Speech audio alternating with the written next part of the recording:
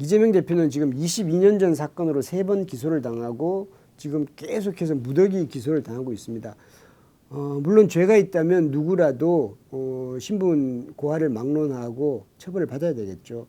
그러나 지금 현재의 우리나라의 사법 시스템에서는 기소권을 사법부에다가 재판부에다가 이 판결을 요청하는 기소권을 검찰이 독점하고 있습니다. 기소 독점주의에서.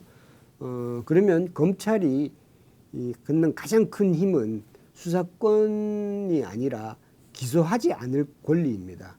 김건희 여사에 대해서 기소하지 않고 모든 사건에 대해서 불기소 무혐의로 처분하게 되면 재판부가 판단을 할 수조차 없습니다. 근데 이재명 대표에서는 하나라도 걸레라는 식으로 마구잡이로 계속 온갖 거를 다 털고 수사하고 법인카드 유용 혐의 같은 경우가 대표적인 거죠. 뭐 주변 가게 100군데를 다 털고, 물론 법인카드를 잘못 쓰면 거기에 대해서 이제 비판받을 수 있습니다.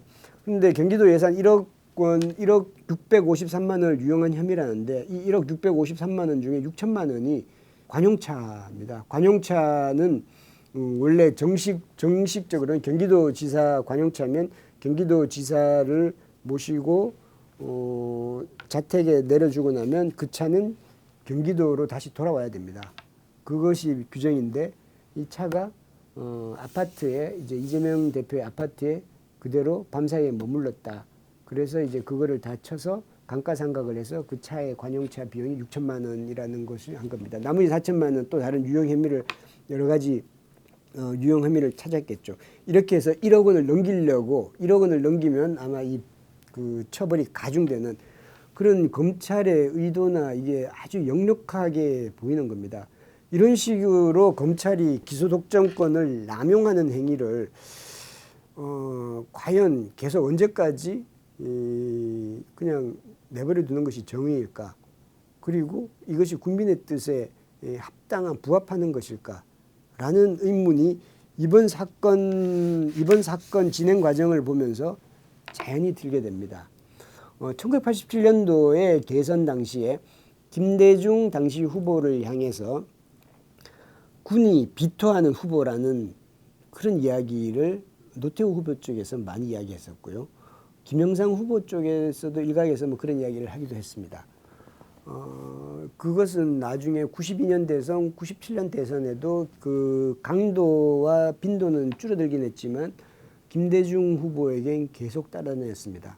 물론 김대중 후보와 이재명 대표를 단순 비교하는 것은 아닙니다만은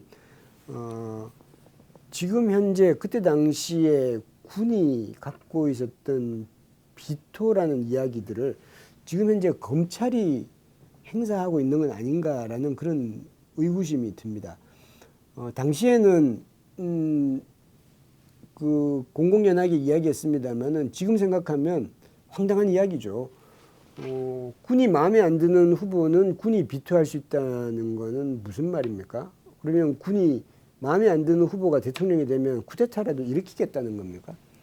지금 검찰이 하고 있는 행위가 그때와 얼마나 차이가 있습니까? 마음에 들지 않는 후보에 대해서는 범죄 혐의가 확정될 때까지 끝없이 기소를 하겠다. 20년 전 사건이라도 다 찾아내서 기소를 하겠다. 식당 100군데를 뒤져서라도 기소를 하겠다. 물론 그렇게 해서 위법 사항이 나면 처벌을 받는 것은 어쩔 수 없다고 할 수도 있겠습니다만은 그 검찰의 행위와 법은 공정해야 됩니다. 이렇게 특정인에겐 한없이 부드럽고 특정인에겐 한없이 가혹하다면 그 법의 집행을 누가 인정할 수 있겠습니까? 그리고 검찰이 국민 위에 있을 수는 없습니다. 이런 부분들은 앞으로 우리 사회가 한번 논의해 봐야 되지 않을까라는 생각이 듭니다. 그리고 또 하나는 정치의 사법화입니다. 검찰은 기소하고 거기에 대해서 재판부는 판결을 합니다. 많은 국민들은 그걸 지켜봐야 됩니다. 어떤 결과가 나올지 그리고 그것이 국민에게 국민이 원튼 원치 않든 그 결과에 그 법의 판결에 따를 수밖에 없습니다. 법치주의에서는 그것은 기본입니다. 그러나 과연 이것이 온당한 것인가? 우리 사회에서 파렴치범 그리고 뇌물수수라든지 아주 심각한 행위에 의한 잘못을 저지른 위법자에 대해서는 그 사람이 아무리 국민적 인기가 있다 하더라도 피선거권을 박탈해야 한다는 것이 우리 사회의 일치된 합의된 의견이라고 봅니다. 그래서 그것이 법에 수록되어 있는 것이고요. 그러나 지금 같은 경우에 지금 같은 시스템에서는 아주 심각한 법이라는 그 기준을 어디에 둘지 그리고 누구에게는 아주 가혹하고 누구에는 관대할지 이런 것을 누가 판단하느냐 그리고 누가 집행하느냐 거기에 대한 의문이 들 수밖에 없습니다. 이번 이재명 대표에 대한 호불호 또는 이재명 대표가 유죄냐 무죄냐를 떠나서 이재명 대표와에 관해서 거론 집행 진행되는 이 재판 과정들을 보면 검찰에서 재판 과정들을 보면 자연스럽게 이런 의문이 들 수밖에 없습니다. 정치의 사법화보다는 정치는 정치가 정치되게 하는 것, 말로서 서로 토론하고 그리고 공식석상에서 공론장에서 비판받고 그리고 검증되어야 할 사안들이 고소 고발을 통해서 법적인 잣대 그리고 그것도 과연 공평 여부가 의심되는 그런 식으로 모든 것을 다 정치를 사법의 영역으로 다 떠넘기는 것이 과연 온당한 것인가? 그러려면 굳이 정치가 무슨 필요가 있을까요? 그리고 다 검사 출신들이 다 국회의원을 하면 되는 것 아닙니까?